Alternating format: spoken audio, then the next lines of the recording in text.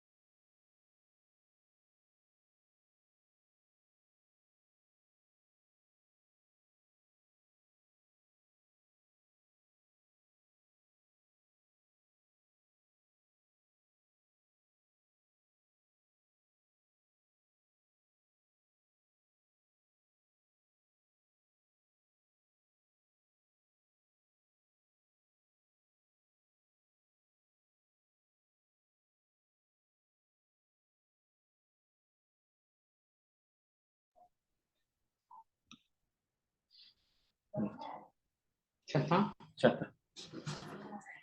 Acordate que no te van a poder hablar. Hola, bueno, buen día a todos. Vamos a dar la clase en el día de hoy de ACV hemorrágico. Y bueno, esto es una clase que va a ser fundamentalmente clínica y vamos a empezar con con una historia clínica. Después ustedes me pueden hacer preguntas a través del chat. Este es un paciente de 60 años, de sexo masculino, hipertenso, que no está controlado ni tratado, y que ingresa por un cuadro neurológico de instalación brusca, dado por déficit de fuerzas de mi cuerpo izquierdo y cefalea. Al examen, el paciente se encontraba vigil, con una desviación oculocefálica a derecha, como pueden ver en la fotografía.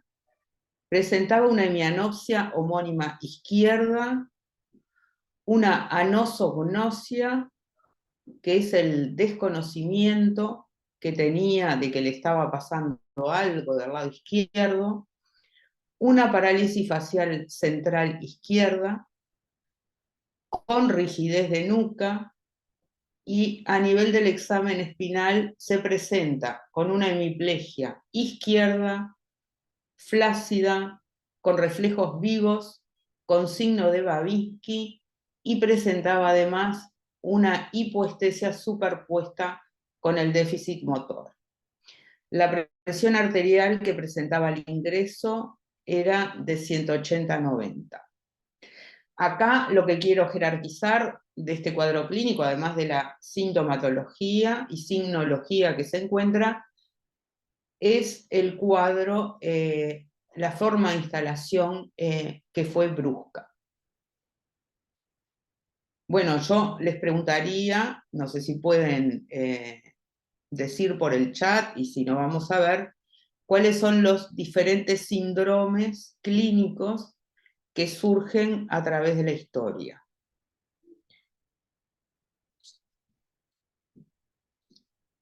Piensen.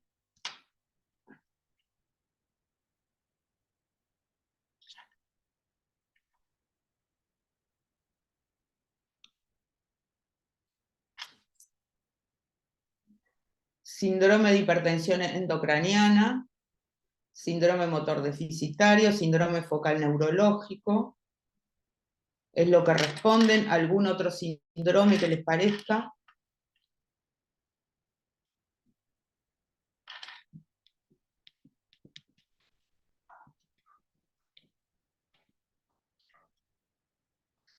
Alguien aclara acá: síndrome motor deficitario de tipo piramidal, síndrome simbólico.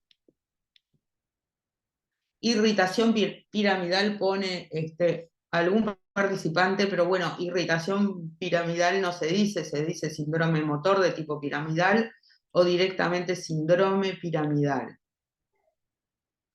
Síndrome de irritación meningia, por la rigidez de nuca, está bien.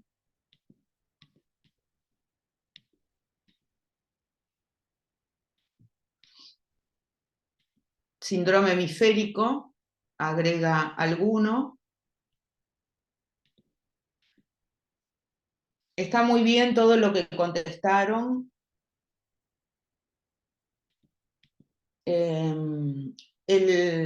La desviación de la cabeza y los ojos hacia la derecha, eso se puede poner bajo lo que se llama un síndrome oculomotor, ¿tá? Un síndrome oculomotor con desviación de la cabeza y la mirada hacia la derecha. Emergencia hipertensiva, bueno, no en este caso.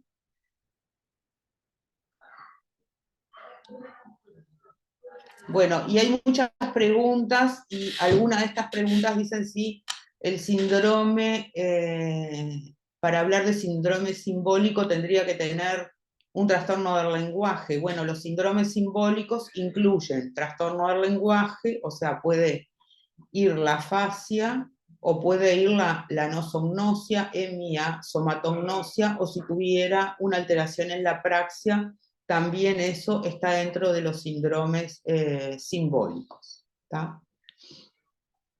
Bueno, vamos a seguir, son muchas las respuestas.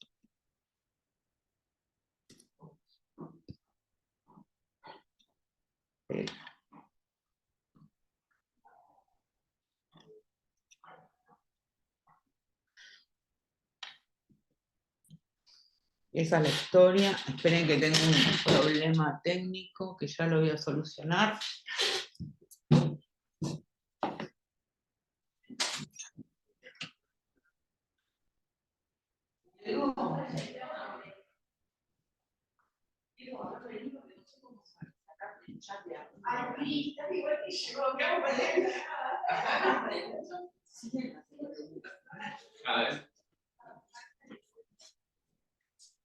Quiero sacarme este cuadrito de acá. Cada vez que hacen una pregunta aparece ahí. Sí, aparece, pero no sé por qué no aparece al costado.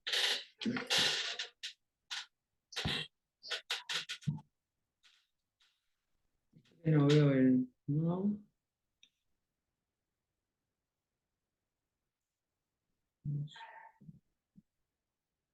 Ah, está.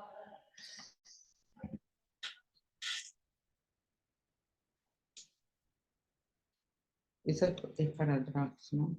Acá en el rojo. Sí, pero no se me desaparece el... No, déjalo.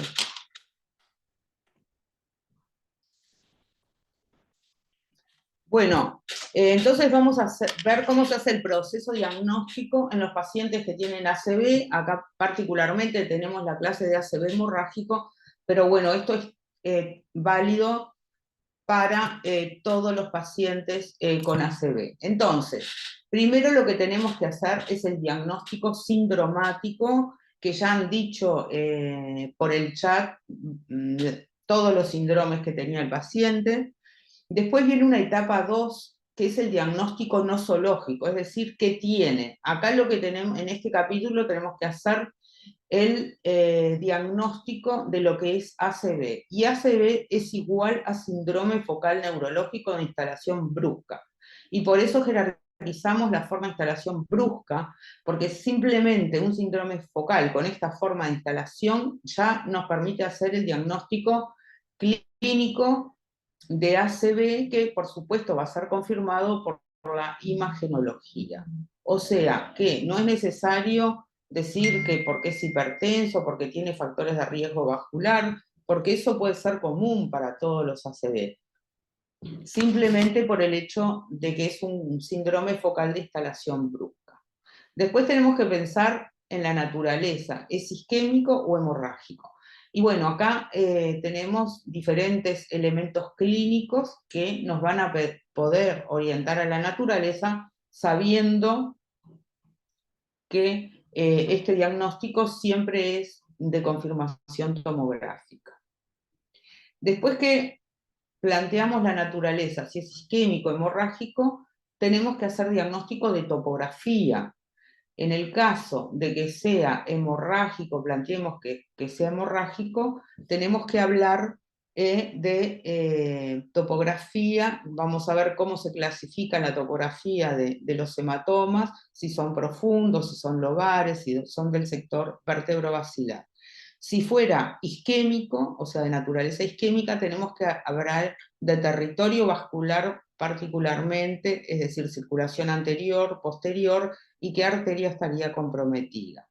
Y después pensar en el mecanismo etiopatogénico, por qué este paciente tiene un ACV hemorrágico, cuál es la causa del ACV hemorrágico. Y después siempre abrir un capítulo de diagnósticos diferenciales. Diagnósticos diferenciales en cuanto al diagnóstico nosológico y a los otros diagnósticos que establecemos en el razonamiento. Y por último, la parte de paraclínica y tratamiento. En este caso, en esta historia que presentamos, bueno, vamos a resumir todo lo que ustedes han dicho. El paciente presenta un síndrome piramidal izquierdo con compromiso facial homolateral. Eso porque tiene una parálisis facial central del mismo lado. También podemos decir síndrome motor deficitario de tipo piramidal, pero la palabra piramidal tiene que estar sellando este síndrome. Del síndrome piramidal tenemos que pensar algunas cosas. Si es, bueno, acá, si tiene compromiso facial o no, eso es a lo que se refieren habitualmente cuando se llama síndrome directo. Tenemos que pensar si es proporcionado o desproporcionado. Y esto no es algo caprichoso, sino que la proporción o desproporción del déficit motor nos va a servir para establecer muchas veces la topografía de la lesión. Ustedes saben que cuando los síndromes motores son más desproporcionados, eso se acerca más a una topografía más superficial, más subcortical, por la disposición de la piramidal a nivel de la corteza. En cambio, si el síndrome motor es proporcionado, eso nos orienta más hacia una topografía profunda, ganglio basal, donde las fibras de la piramidal están todas compactadas. Lo otro que tenemos que decir del síndrome piramidal es la etapa en la que se encuentra. Y hay 3 etapas que se reconocen clínicamente, que son la etapa flácida, la etapa flaxoespástica y la etapa espástica. Y esto va a estar marcado por cómo esté el tono y cómo estén los reflejos.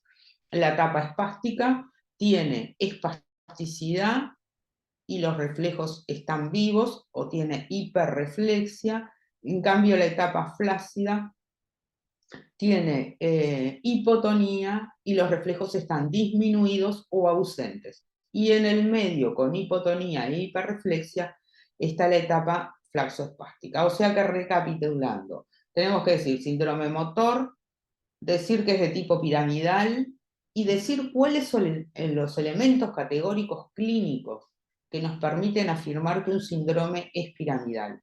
Y estos, algunos de los elementos son, por ejemplo, si les dicen que tiene hiperextensibilidad, eso es típico del síndrome piramidal. Si tiene hiperreflexia, si tiene un Meyer ausente, si tiene signo de Babinski, si tiene espasticidad, todos son elementos de liberación piramidal y que nosotros afirmamos clínicamente que es piramidal porque algunos de esos elementos están presentes. Con o sin compromiso facial, si es proporcionado o desproporcionado, y la etapa en la que se encuentra. Esos, y siempre recuerdo mencionar el lado, porque a veces digo, no, como que se olvida. Síndrome piramidal de mi cuerpo izquierdo, en este caso. Después el paciente presentaba un síndrome simbólico, y eso porque presentaba una anosognosia. Si tiene un trastorno del lenguaje, si tiene una anosognosia, o si tiene una apraxia, todo eso va dentro de lo que se denomina síndrome simbólico. El síndrome oculomotor, como vimos, que se ve en general en agudo, con la desviación oculocefálica, el cerebro, se dice que el cerebro mira al lado de la lesión. Por eso es una parálisis alta de la mirada lateral y tiene la desviación hacia la derecha. Después, este paciente tiene también un síndrome sensorial visual, porque probablemente tenga una hemianopsia homónima del lado izquierdo, y un síndrome sensitivo que es deficitario, que hay que establecer para qué tipo de sensibilidades es, que está superpuesto con el síndrome piramidal. Estos 5 elementos, estos 5 síndromes que ustedes ven acá escritos, es lo que configura un síndrome hemisférico. De acuerdo a las preguntas que hicieron, bueno, no tiene que tener un trastorno del lenguaje para decir que es un síndrome hemisférico, tiene que tener un síndrome simbólico, porque si tiene un trastorno del lenguaje, una afasia, ahí sabemos que la lesión, el 99% de las veces, está en el hemisferio izquierdo. Este paciente tiene una lesión en el hemisferio derecho, por lo tanto no va a tener un trastorno del lenguaje, pero sí puede tener un trastorno de las noxias, porque está la lesión en el lado derecho y eso se incluye también dentro de lo que es el síndrome hemisférico. Esto quiere decir que las 5 funciones más importantes cerebrales se encuentran comprometidos. Y ya les digo que un síndrome hemisférico, cuando está presente, puede ser explicado cuando el cuadro es vascular de instalación brusca por 2 entidades, o un infarto silviano extenso o un hematoma gangliobasal.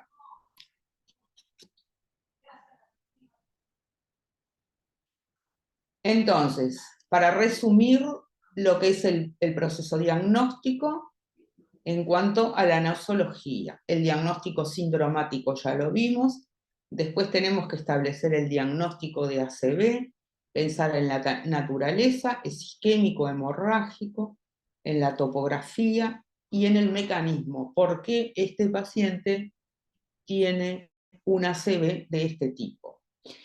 Y en cuanto a la naturaleza, en este caso, que el paciente presenta un síndrome de irritación meningia, nosotros tenemos un elemento clínico categórico para pensar que esto es de naturaleza hemorrágica, porque la rigidez de nuca se ve o es secundario a la irritación de las meninges por la sangre, ¿no? Podemos tener un síndrome de irritación meningia cuando hay una infección, ¿no? Una meningitis, pero en una ACV se explica porque hubo extravasación de sangre al espacio ventricular y eso determina que esa sangre irrite las meninges y nos dé esta signología y por lo tanto clínicamente nos permite esto afirmar clínicamente ya y presumir fuertemente la naturaleza hemorrágica.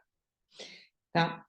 Y después tenemos que pensar en la topografía. Y para pensar en la topografía, bueno, entonces, si es hemorrágico, pensamos que tiene un hematoma, ¿no? Un hematoma intracraniano. Entonces, siempre nos conviene pensar de lo más grande a lo más chico, que es intracraniano. Después, si es infratentorial, lo infratentorial comprende lo que es el tronco cerebral y el cerebelo, o si es supratentorial. Y los hematomas se dividen en profundos y lobares. En este caso, y ya lo mencioné anteriormente, tiene un síndrome hemisférico y la única topografía posible puede ser profunda gangliobasal, donde se comprometen todas estas estructuras. Y podemos decir que además este hematoma gangliobasal profundo está abierto a ventrículos, ¿no? Porque tiene rigidez de nuca y eso explicaría la signología que encontramos al examen físico.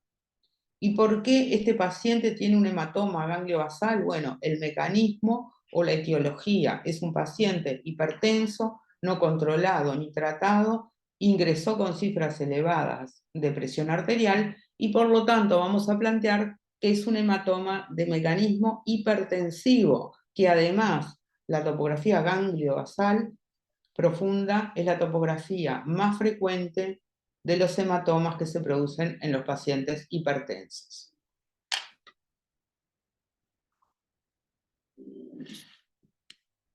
Bueno, esta es la tomografía del paciente que yo se la voy a poner acá para que ustedes vean el hematoma. Es un caso real, es un hematoma grande donde también ven edema.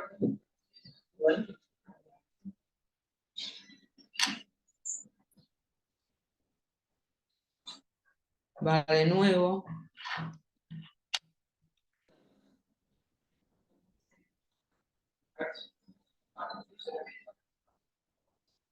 Y ahí ustedes ven cómo ese hematoma se abrió en los ventrículos.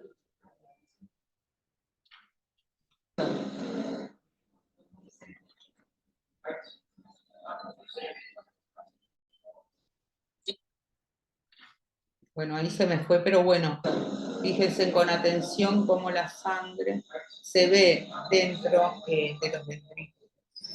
Ahí lo pueden ver, ¿no? Es un hematoma abierto adentro.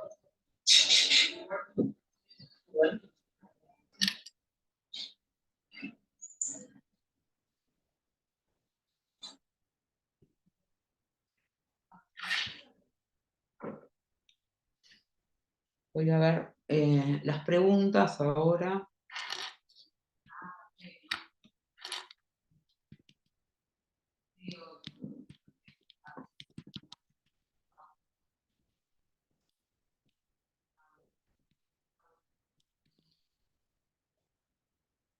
Bueno, acá habían puesto que clínicamente es imposible diferenciar hemorrágico isquémico, podemos pensarlo en función de la edad y prevalencia, pero la definición es imagenológica, se confirma por la imagenología, pero hay algunos casos en que uno puede presumir fuertemente, como en este caso, porque tiene rigidez de nuca, que es de naturaleza hemorrágico, así como si tuvieran un paciente que tiene cuadros previos de AIT, ¿no?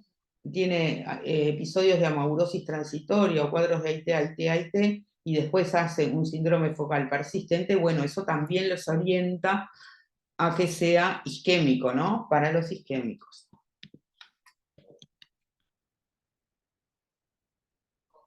Bueno, ¿por qué es un síndrome piramidal? Ya lo expliqué. La etiología lo dijeron muy bien.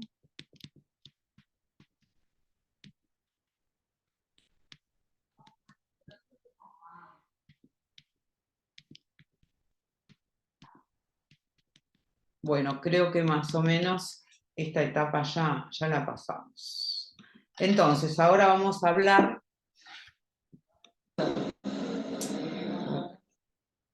de la hemorragia intracraniana. La hemorragia intracraniana, siempre yendo de lo más grande a lo más chico, se pueden dividir en espontáneas o traumáticas. Las traumáticas, que son secundarias a un traumatismo de cráneo, que pueden ser cerebrales, extracerebrales, pero bueno, en este caso son las más frecuentes, pero no vamos a hablar de ellas. Y después las hemorragias intracranianas espontáneas, ¿tá? Y entonces acá tenemos la hemorragia intracerebral, parenquimatosa, y también tenemos el capítulo de la hemorragia subaracnoidea, sabiendo que puede haber pacientes que tengan una hemorragia intraventricular, pero esos son casos más raros, y nos vamos a referir sobre todo a lo que es la hemorragia intracerebral y a la hemorragia subaracnoidea. Entonces, la definición de hemorragia intracerebral es la colección de sangre dentro del parenquima cerebral. Es la forma más frecuente de ACV hemorrágico, pero ustedes saben que la mayoría de los ACV son isquémicos, ¿no? Esto configura entre el 10 y 15% de todos los ACV. Tienen una mortalidad elevada al mes del 30-50%, y la etiología de estos hematomas va a variar de acuerdo a la edad, a los antecedentes y al contexto clínico del paciente. Bueno, y se pueden clasificar, como les decía, ¿no? Yendo siempre de lo más grande a lo más chico, en hematomas supratentoriales, cuando se encuentran por encima de la tienda del tentorio, o infratentoriales, que son los de fosa posterior. Los de fosa posterior, pensando en las estructuras anatómicas que allí están, pueden ser de cerebelo o de tronco cerebral, sabiendo que las más frecuentes, o sea, los hematomas de tronco, los más frecuentes, son a nivel de la protuberancia o pontomesencefálicas.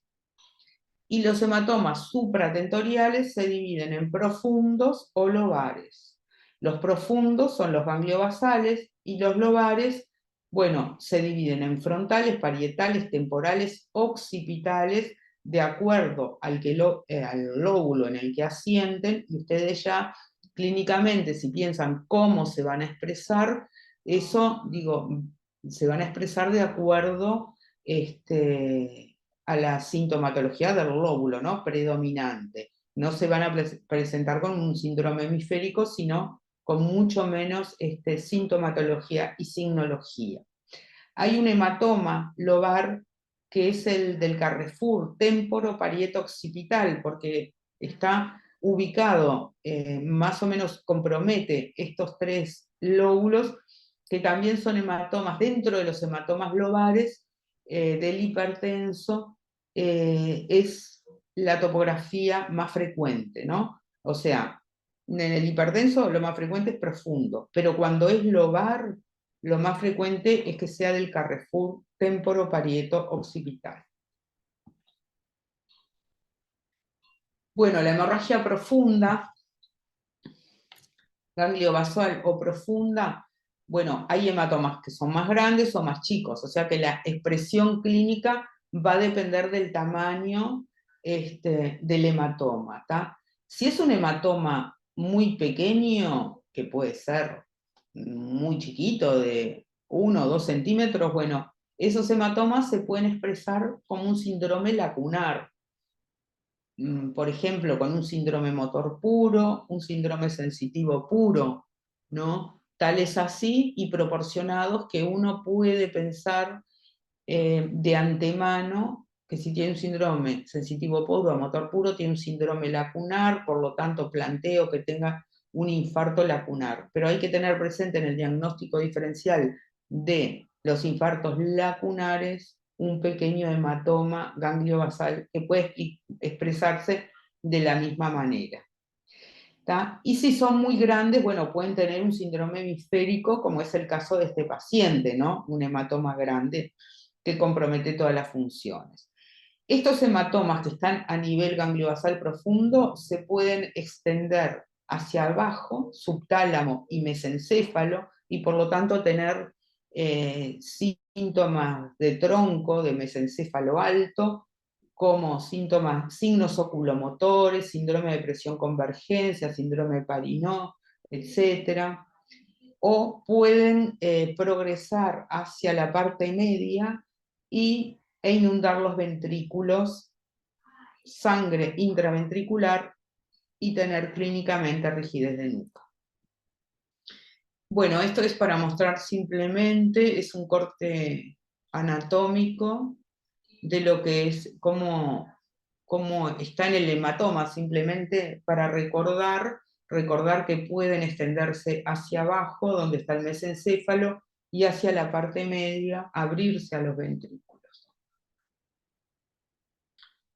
Bueno, si es un hematoma lobar de tipo frontal, bueno, va a tener una hemiparesia, un síndrome motor. Ustedes recuerdan la disposición del homúnculo de Penfield. Puede tener una hemiparesia que es a predominio crural, pero también puede ser a predominio braquial, ¿no? Dependiendo de la topografía, pero va a ser desproporcionado el déficit motor, dependiendo de la topografía dentro del lóbulo frontal, y pueden tener, bueno, algunos otros elementos que implican lesión del lóbulo frontal. Pero lo predominante es el síndrome motor de tipo piramidal desproporcionado.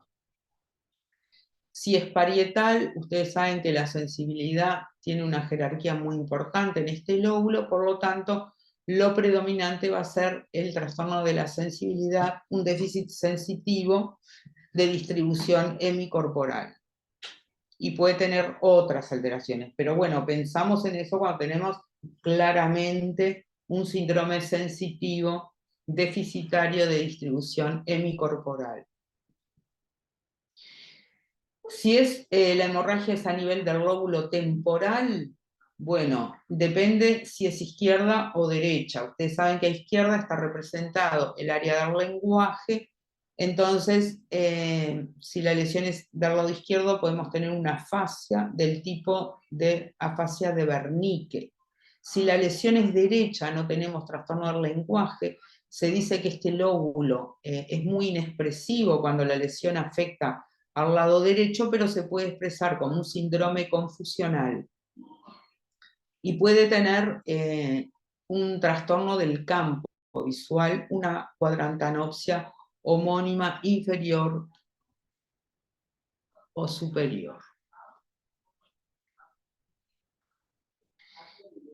Y el hematoma del Carrefour temporoparieto occipital, ustedes saben que la vía visual está representada a nivel del lóbulo occipital y se va a expresar entonces predominantemente por una hemianopsia, pero que en este caso va a ser homónima contralateral a la lesión, derecha o izquierda.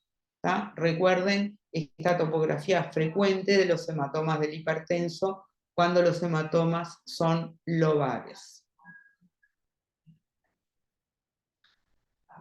Bueno, con respecto a los hematomas infratentoriales, la topografía más frecuente en este caso son los de cerebelo y los de protuberancia, ¿no? Cuando hablamos del tronco cerebral.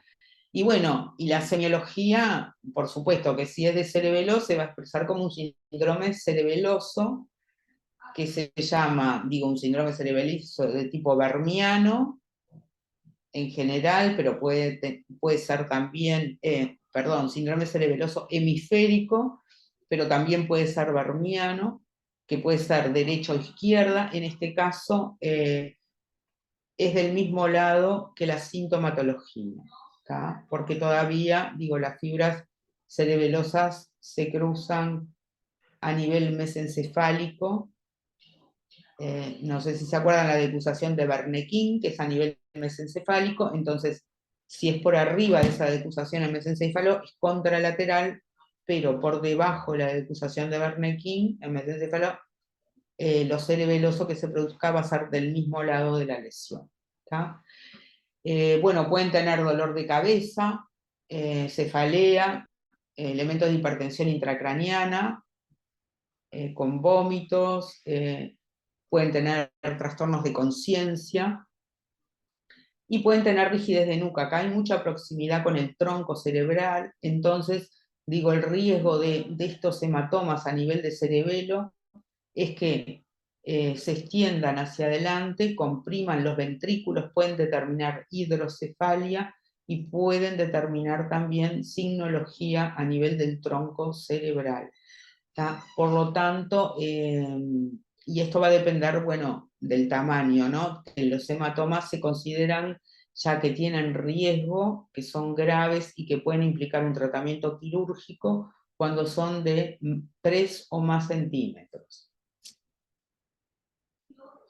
Y la hemorragia de protuberancia es la que le sigue en frecuencia a nivel infratentorial, y bueno, y puede ser, digo, de diferentes tamaños, y bueno, y la signología también va a depender del tamaño y de la repercusión que tenga sobre las estructuras vecinas, ¿no? Pero los pacientes se pueden presentar desde con un síndrome motor bilateral, con una cuadriplegia, con una parálisis. Ustedes saben que el centro de la mirada horizontal está a nivel de la protuberancia, entonces pueden tener un compromiso de la mirada horizontal, alteraciones a nivel pupilar, o pueden presentarse incluso, si los hematomas son pequeños, también como un síndrome lacunar, como un síndrome motor puro, un síndrome de ataxia hemiparesia.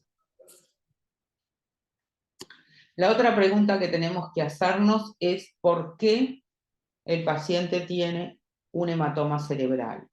Y en este caso, con la historia clínica que comentamos, bueno, es un paciente de edad media de la vida que es hipertenso, hipertenso que no está controlado ni tratado y que, como dijimos, tiene un hematoma en las topografías habituales de los hematomas del hipertenso. O sea que planteamos que el mecanismo o que es debido a la hipertensión arterial, que esta puede ser aguda o puede ser crónica, pero que ustedes saben que la hipertensión arterial en forma mantenida produce una alteración en las pequeñas arterias, en las arterias que se llaman perforantes, producen alteraciones en la pared vascular con lipohialinosis, formación de microaneurismas, que esos microaneurismas pueden romperse con un ascenso súbito de las cifras tensionales y determinar la extravasación de sangre hacia el parénquima encefálico y formar un hematoma. Pero la hipertensión arterial no es la única etiología o la única causa de hematomas cerebrales. Tienen que saber que hay otras causas, y esas otras causas podrán ser planteadas de acuerdo a la edad del paciente, de acuerdo a los antecedentes y al contexto clínico. Y si es, por ejemplo, un paciente joven que no tiene antecedentes de hipertensión arterial, que puede tener antecedentes de epilepsia dentro de su historia clínica o no, y que tiene un hematoma lobar, es decir, un hematoma lobar en una zona, en una topografía que no es la habitual de los pacientes hipertensos, por ejemplo, un hematoma frontal, parietal o temporal, bueno, entonces ahí nosotros tenemos que pensar en las malformaciones vasculares y dentro de ellas de las malformaciones arteriovenosas cerebrales, que muchas veces debutan con epilepsia u otras veces debutan con un hematoma lobar. Entonces, en ese caso hay que plantear otras etiologías. En este caso, con esta historia que planteamos, ¿vamos a plantear diagnóstico diferencial? No.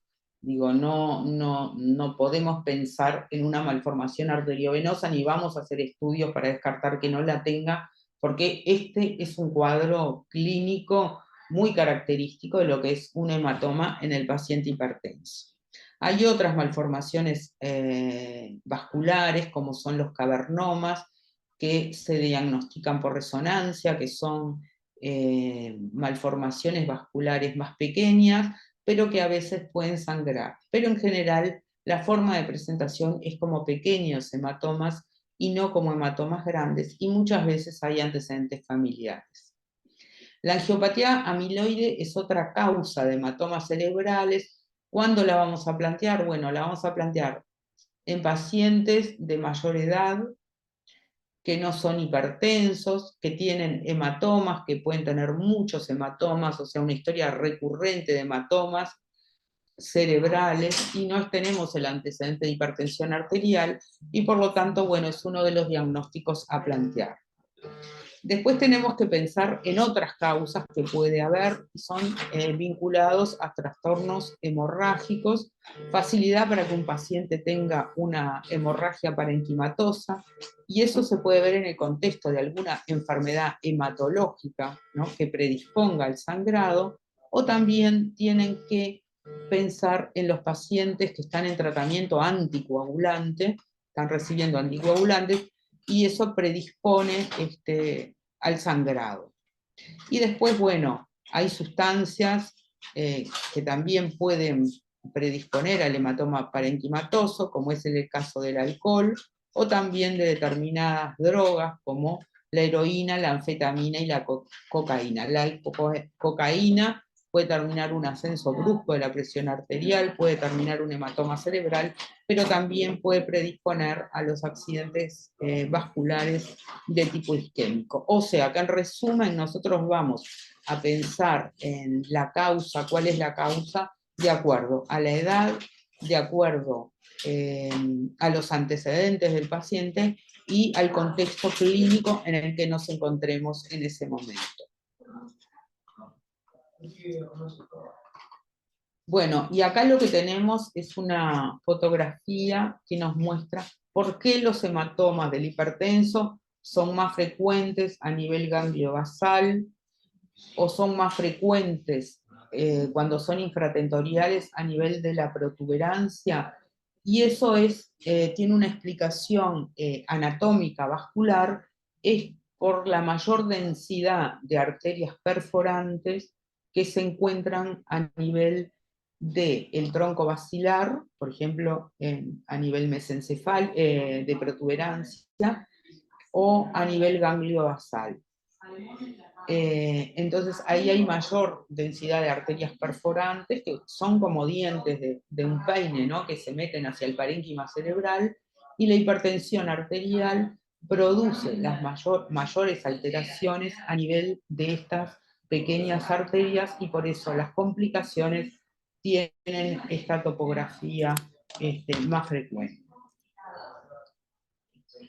Bueno, después de establecer todo ese proceso diagnóstico, que vuelvo a repetir, diagnóstico sindromático, diagnóstico de ACV, naturaleza, mecanismo, por qué tiene el ACV, hacernos todas esas preguntas, de establecer diagnósticos diferenciales, bueno, sabemos que el diagnóstico se confirma por la tomografía de cráneo, y es una tomografía de cráneo que pedimos de entrada sin contraste. ¿Tá? Falta poner esa palabra ahí, o sea, lo que solicitamos en la urgencia es una tomografía de cráneo sin contraste, que nos va a permitir confirmar el diagnóstico, la naturaleza. Ustedes saben que lo que es isquémico, las alteraciones pueden demorar 48, 72 horas en aparecer, pero bueno, lo que hacemos es descartar en primer lugar o confirmar la hemorragia, ¿no? Si es una hemorragia cerebral,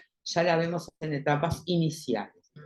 Y después, bueno, nos va a permitir confirmar la topografía, el tamaño del hematoma, si tiene edema, y si hay complicaciones, como puede ser la extensión hacia los ventrículos en este caso, o la presencia de hidrocefalia, que son la dilatación de los ventrículos, en este caso por la irrupción de sangre, descartar diagnósticos diferenciales.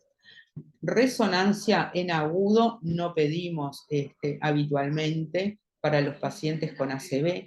Y después, bueno, hay que pedir, en este caso, digo, con la presunción de que es una hemorragia, tampoco, digo, ustedes saben que para el isquémico siempre pedimos tomografía de cráneo sin contraste, y podemos pedir ya la angiotomografía para ver el estado de las arterias cerebrales, que bueno, esto lo podemos hacer, pedir, si no tenemos claro que sea hemorrágico, acá no nos cambiaría mucho pedirla o no, digo, no es necesaria pedirla, como si es ideal hacerlo cuando planteamos que el paciente puede tener un ACV isquémico.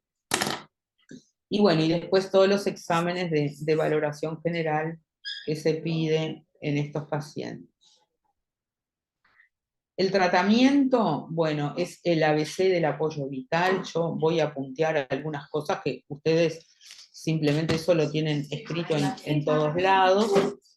Los controles que se hacen, la medición frecuente de los signos vitales, la presión arterial, la evaluación del estado neurológico, la monitorización cardíaca, si tiene fiebre hay que descenderla, si presenta hipoxia hay que hacer oxigenoterapia, tener un acceso venoso, o sea, una vía venosa periférica con solución salina, y si tiene dolor, náuseas, vómitos y convulsiones, el tratamiento sintomático de esos elementos.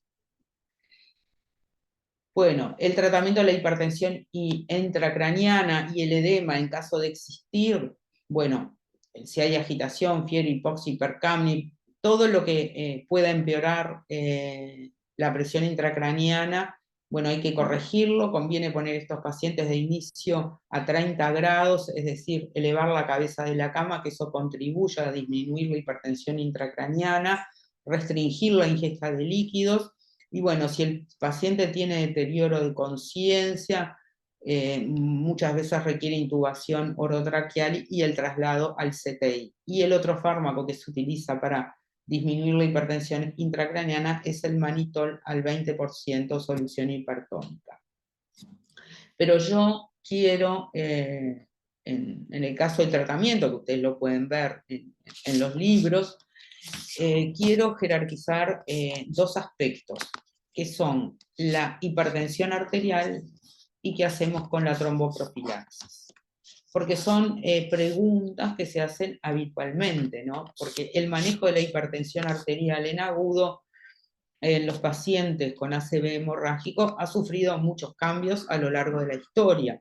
Antes no se descendían las cifras de presión arterial porque se decía que estas cifras estaban elevadas porque era un efecto secundario al cuadro neurológico que por efecto Cushing tiende a subir la presión arterial y por lo tanto con la finalidad de mejorar o disminuir la hipertensión intracraniana, y en otros casos se decía que, bueno, que había que descender las cifras de presión arterial. Entonces, digo, esto ha variado a lo largo del tiempo. Y con respecto a la profilaxis también, porque tenemos un paciente que tiene una hemorragia intracraniana y tiene una hemiplegia, o sea, va a estar en reposo, entonces muchos nos preguntamos, bueno, ¿qué hacemos con la tromboprofilaxis? ¿Se hace tromboprofilaxis o no se hace tromboprofilaxis?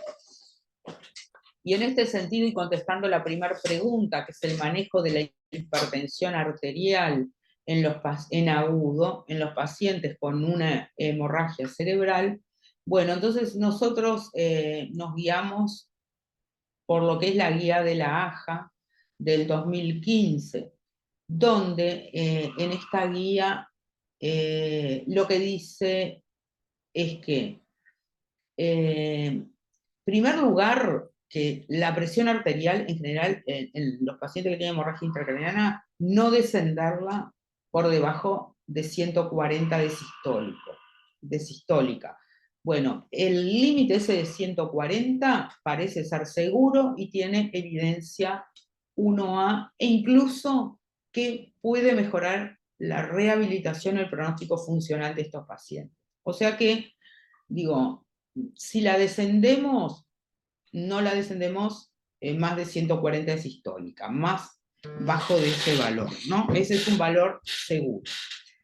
Y después el descenso de la presión arterial va a depender de las cifras.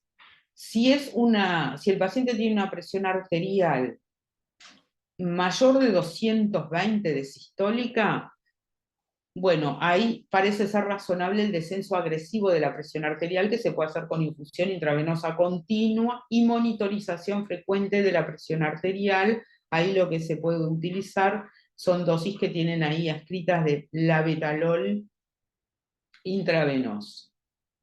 En cambio, si la presión arterial está entre 150 y 220, y no hay contraindicaciones, bueno, se puede descender la presión arterial de repente de una manera no tan agresiva, no intravenoso, con algún fármaco por vía oral. O sea, esto es más o menos la respuesta. Si el paciente tiene 140 o 150, bueno, ahí no descenderíamos la presión arterial, y el descenso de la misma, bueno, sí se ha visto que puede mejorar el pronóstico, y bueno, y se va a realizar de acuerdo a las cifras de presión arterial de una manera más o menos agresiva. Con respecto a la tromboprofilaxis, bueno, si ustedes me preguntan si hay que hacer tromboprofilaxis, sí, hay que hacer tromboprofilaxis, pero recordar que la tromboprofilaxis no es solo farmacológica. Entonces, digo, podemos hacer tromboprofilaxis, es decir, prevenir la trombosis venosa profunda con medidas mecánicas. Y en este sentido, lo que se aconseja y se indica en estos pacientes son las medidas de compresión neumática intermitentes en todos los pacientes con una hemorragia cerebral desde el inicio del cuadro. Lo que pasa que, bueno, nosotros no disponemos en la mayoría de los lugares de estas medidas. Entonces acá en el Maciel hubo una sola en un momento que estaban en CTI. Pero lo ideal es hacer tromboprofilaxis de manera mecánica con medidas de compresión neumática intermitente, porque aunque sea que hacemos tromboprofilaxis con heparina de bajo peso molecular, el paciente tiene riesgo de aumentar el sangrado. Y esta, si se plantea, no se plantea en las primeras horas, ¿tá? Siempre después de las 48 horas o más, eso depende del paciente, del contexto, pero tener presente que puede aumentar el riesgo del sangrado. Y no hay una evidencia firme que uno diga, una evidencia 1A para decir, empiezo a las 48, a los 3 días, a los 4, a los 5 días. ¿Tá? O sea, tromboprofilaxis sí, pero de manera mecánica con las medidas de compresión neumática intermitente. Bueno, ¿y cuándo se operan los hematomas? ¿No? Que esta es otra pregunta que se hace habitualmente, y eso va a estar supeditado, bueno, al contexto clínico del paciente, va a estar también supeditado a la localización y al tamaño del hematoma. Podemos decir que, por ejemplo, no va a estar indicada una cirugía si es un hematoma pequeño, si tiene un síndrome neurológico mínimo, si es un hematoma grande y profundo, o si es un paciente que está muy grave, ¿no?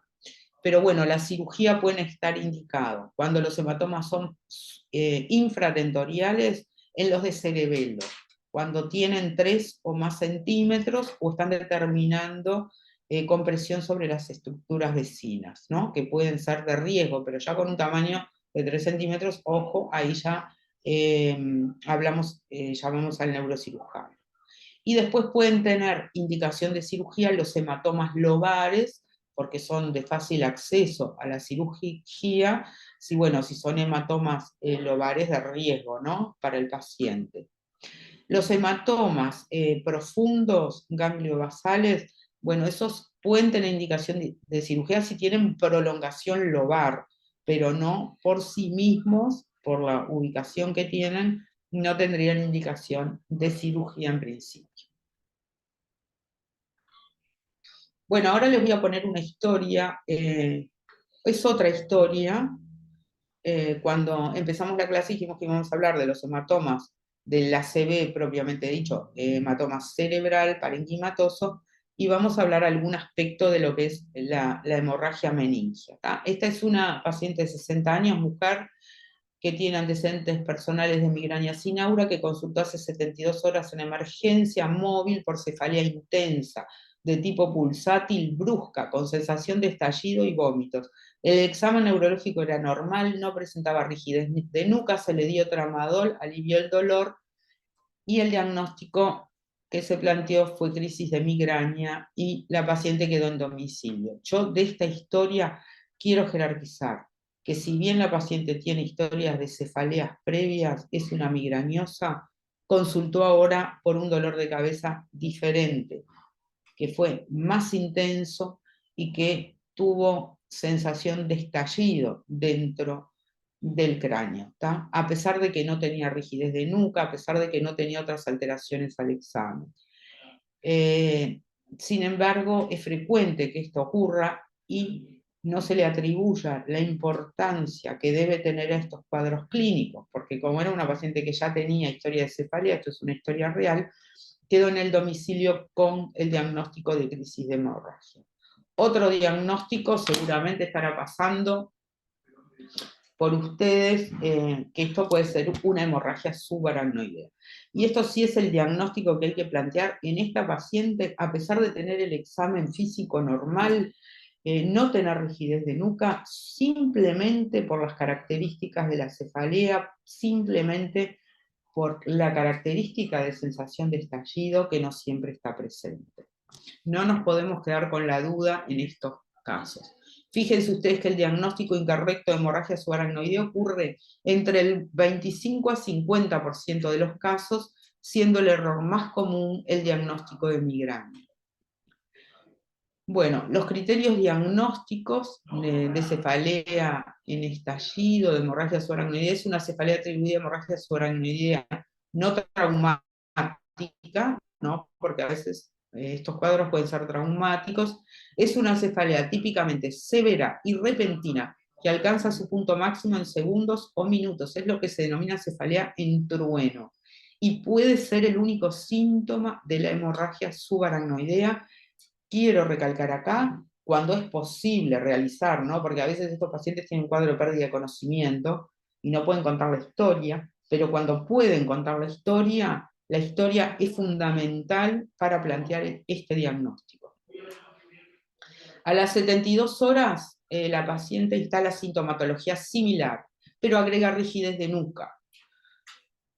Entonces acá tenemos que pensar, ustedes saben, las complicaciones evolutivas más o menos inmediatas que puede tener la hemorragia subaracnoidea, y son dos: el resangrado y el vasoespasmo, es decir, que vuelva a sangrar o la sangre produce vasoconstricción y irritación a nivel de las arterias y por lo tanto puede producir el vasoespasmo, y entonces ahí la signología va a ser de un síndrome focal neurológico, ¿no? El resangrado es más precoz como complicación que el vasoespasmo. Bueno, entonces el diagnóstico de hemorragia subaracnoidea en este caso sería complicada con resangrado. Ustedes ven en esa tomografía cómo se ve la sangre, ¿no? Que se ve hiperdensa a nivel del espacio subaracnoideo. Y después tienen una arteriografía donde muestra como un saquito que se ve desde la arteria. Eso es un aneurisma, porque la mayoría de los aneurismas intracraneanos son de tipo sacular, como se ve en la imagen. A las pocas horas, esta paciente entra en coma y muere. La hemorragia subaracnoidea es la causa más frecuente de cefalea intensa e incapacitante de comienzo súbito. Es lo que se denomina cefalea en trueno y es una patología grave. Fíjense que tiene una mortalidad de 40-50%, 10 a 20% de los pacientes fallece antes de llegar al hospital y 50% de los que sobreviven sufren secuelas. La cefalea atribuida a hemorragia subaracnoidea no traumática puede ser moderada y no acompañarse de síntomas asociados, y puede tener el examen neurológico normal, pueden no tener rigidez de nuca. Esto es para mostrar un gráfico de lo que es la cefalea en estallino o en trueno, ¿no? Que es, digo, lo que tenemos que preguntar cuando interrogamos a un paciente que consulta por una cefalea brusca. Tenemos que preguntar estas características y ustedes vean que la intensidad máxima de esta cefalea se alcanza en menos de 1 minuto. Es lo que se denomina cefalea en estallido o en trueno. Las evidencias de que la cefalea en trueno puede ser un trastorno primario es escasa. Quiere decir que si tenemos este tipo de cefalea, tenemos que pensar que tiene una hemorragia subaracnoidea, ¿tá? Pero se puede ver este tipo de cefalea en otras entidades en forma muchísimo menos frecuente, como puede ser una hemorragia intracerebral, una trombosis venosa cerebral, etc.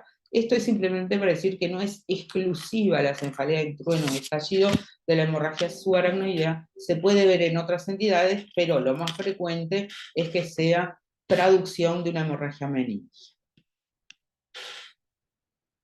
Bueno, la hemorragia subaracnoidea es la extravasación de sangre en el espacio subaracnoideo, corresponde al 5% de las ACV, tiene una alta morbimortalidad y se produce porque en este caso el mecanismo es por rotura de un aneurisma. La severidad de la hemorragia inicial es el principal factor pronóstico de la hemorragia subaracnoidea. La rotura del aneurisma, o sea, el aneurisma no es congénito, lo que es congénito es un defecto en la pared arterial que con el tiempo se va dilatando y va desarrollando lo que es el aneurisma posteriormente. Y acá es para que vean cuál es la topografía más frecuente de los aneurismas a nivel de la carótida interna, de la comunicante anterior, de la comunicante posterior, pero bueno, los aneurismas, que en la mayoría son saculares, se pueden ver en cualquier topografía. Y acá tienen una vista lateral de cómo se ven los aneurismas. Y bueno, y lo otro que tienen que saber es que hay una escala de severidad de la hemorragia subaracnoidea que se llama escala de Hess, que lo divide en 5 grados, que el grado 1 es el hallazgo, un paciente que se estudia por algo y aparece un aneurisma o que tuvo una cefalea leve, se estudia y aparece un aneurisma, ¿no? Y el grado 5, bueno, es el paciente que sangró, que está en coma, con rigidez de descelulación, es el estado más grave, y en grados 2, 3 y 4 son grados intermedios que van a depender del estado clínico que tenga el paciente. El 2, cefalea severa, no hay compromiso de conciencia; el grado 3, obnubilación; el grado 4, estupor. Es una clasificación clínica que ayuda en el pronóstico de estos pacientes, eh, en el pronóstico funcional y en el pronóstico vital, ¿no? Que nos ayuda muchas veces. Y acá tenemos la sobrevida. Según esa clasificación, evidentemente, los que tienen mayor sobrevida es lo que presentan un aneurisma que se encontró en forma de hallazgo, y el grado 5 solo tienen 10% de sobrevida, porque es el estado más grave, eran los pacientes que estaban con coma. Bueno, saber simplemente que existe esa escala y que puede ser de ayuda para establecer la sobrevida de estos pacientes. Bueno, las complicaciones ya las mencionamos, las evolutivas son el resangrado y el vasoespasmo. El resangrado, que es más precoz, como tuvo la paciente que mencionamos en la historia, que el paciente, vuelve a sangrar, tiene aumento de la cefalea, puede tener depresión de vigilia, y el diagnóstico, bueno, se va a establecer por tomografía, y eso lo vamos a ver después. Y el vasoespasmo, que lo que produce es isquemia en algún sector cerebral, se ve un poco más tardía, entre el día 4 y el día 15, y eso, la causa del vasoespasmo son los productos de degradación de la hemoglobina que producen vasoconstricción de las arterias cerebrales y pueden determinar un infarto que muchas veces está alejado del sitio del aneurisma.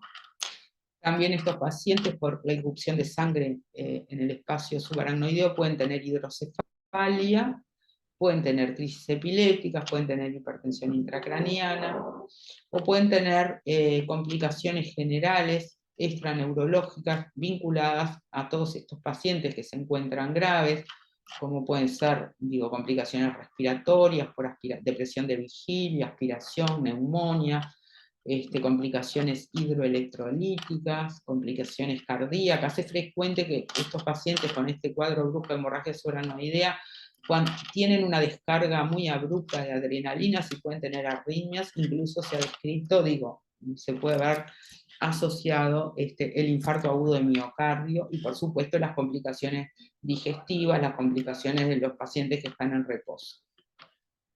El tratamiento médico, estabilizar y prevenir y tratar complicaciones, prevenir el resangrado, para eso hay que hacer el diagnóstico lo antes posible, y el manejo del vasoespasmo, de la hidrocefalia, crisis y disgionías. Los exámenes que se solicitan, bueno, es la tomografía de cráneo sin contraste, cuanto antes mejor, porque cuanto antes se haga la tomografía tiene mayor sensibilidad, ¿tá? Que va de un 98 a 100% en las primeras horas. En cambio, a medida que pasan los días, va disminuyendo la sensibilidad. Entonces, ¿cuándo vamos a hacer la punción lumbar? Bueno, cuando tenemos sospechas de hemorragia subaracnoidea y la tomografía de cráneo fue normal, o de repente es un paciente que tuvo el cuadro clínico hace varios días, le hacemos la tomografía que va perdiendo sensibilidad y tenemos dudas, entonces ahí sí hacemos la punción lumbar. No nos podemos quedar con dudas si se nos pasa por la cabeza que el paciente puede tener, solo por las características de la cefalea, una hemorragia meningia. Bueno, tenemos que estudiarlo y con dudas del diagnóstico. La resonancia, bueno, si hay dificultades en la no se hace habitualmente la resonancia, es un estudio más costoso, demora más, nosotros tenemos que actuar rápidamente, entonces el primer examen es ese, TAC de cráneo sin contraste. Si hay dudas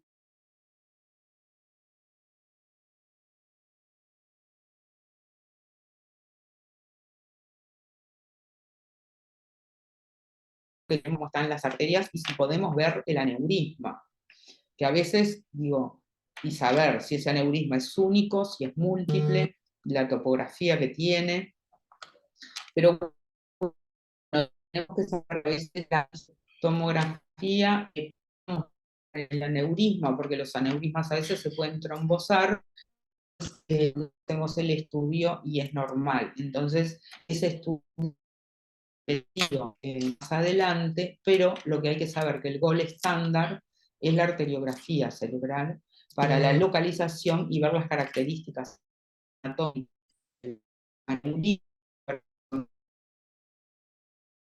Podemos de si hay razón. Bueno, porque digo, si uno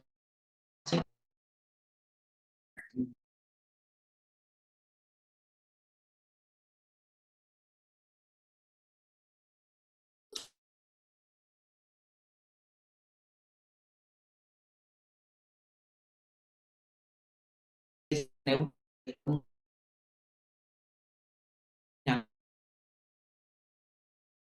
eh, el clínico, eh, se hace como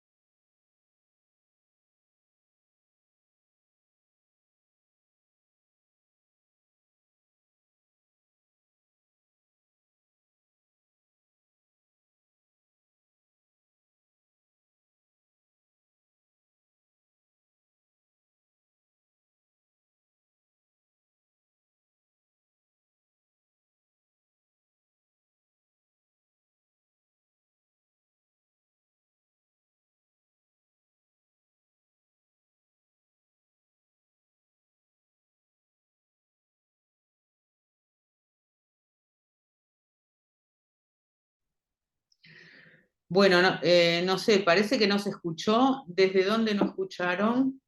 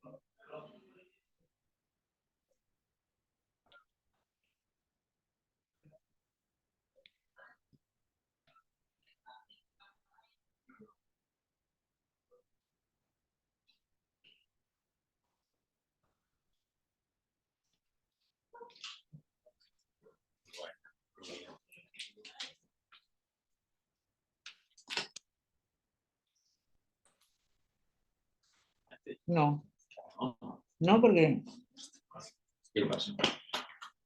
¿Se quedó cortó? silenciada y perdieron nada.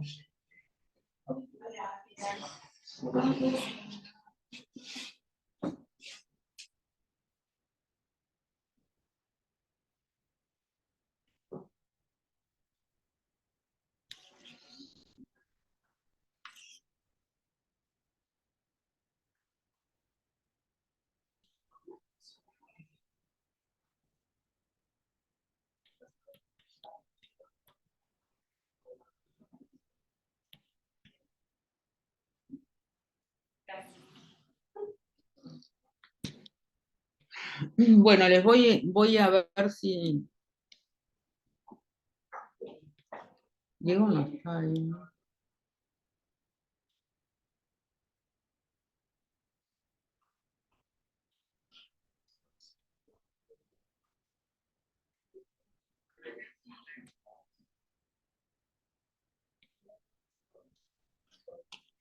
Bueno, voy a ver si puedo poner. Hola.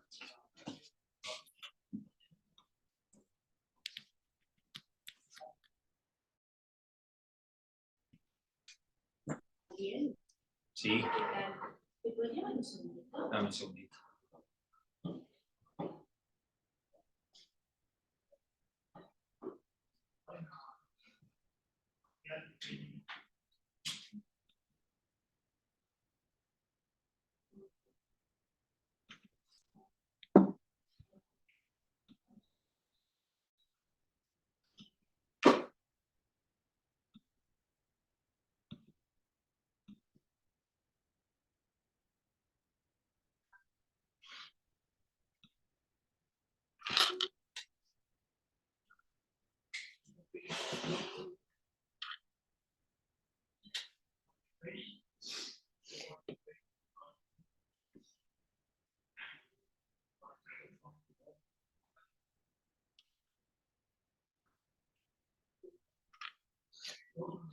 ¿Me escuchan?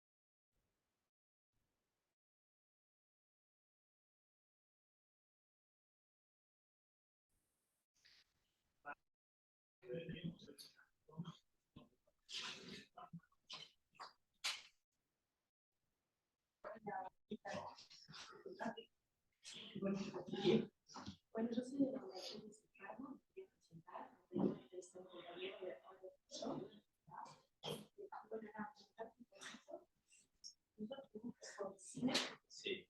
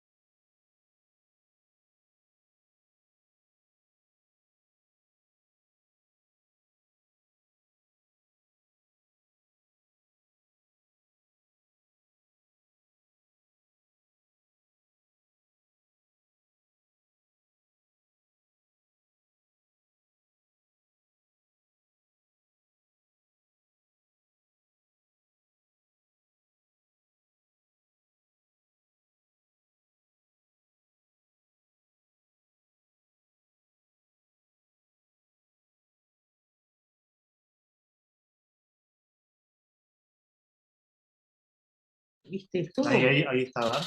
Tiene que ser a cambio de que te vea. No pude arreglar el problema. Ahí ¿Alguna estás con video y ahí estás con voz. Ya me enteré que es a cambio de que le veas un paciente. ¿Qué? Esto es a cambio de que le veas un paciente. No, sí, en parte. ¿Sí? No tenés un paciente para que te vea. ¿Y? Ahí se escucha. Sí, pero yo no los puedo escuchar a ellos. Y la presentación no la pude poner, no sé dónde A ver. quedaron. ¿Se escucha ahí?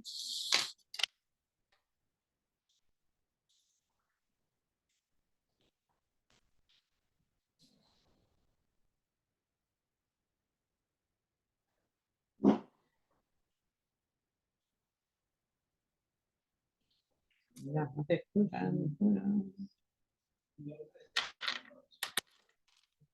Van a levantar las manos. Tienen más voz, esa presa.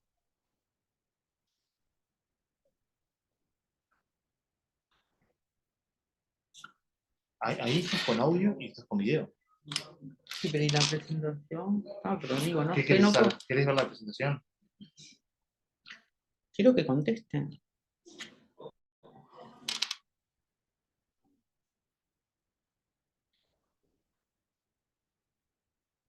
Silenciar a todos, ¿viste? No, no. No, no.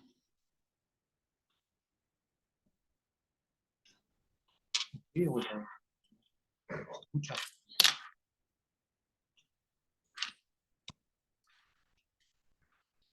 Eso te ocupó. Sí.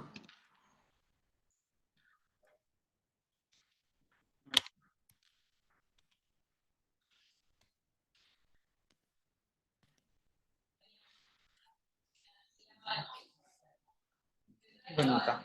Vamos a terminar esto. Sí, pero esto fue hace un rato.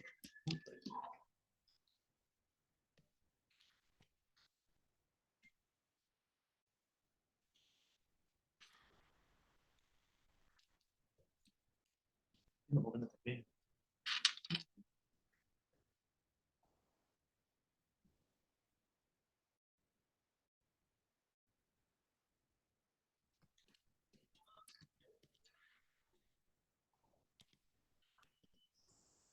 Decime.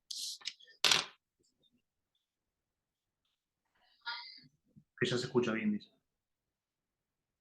Pero no están escribiendo. No están escribiendo.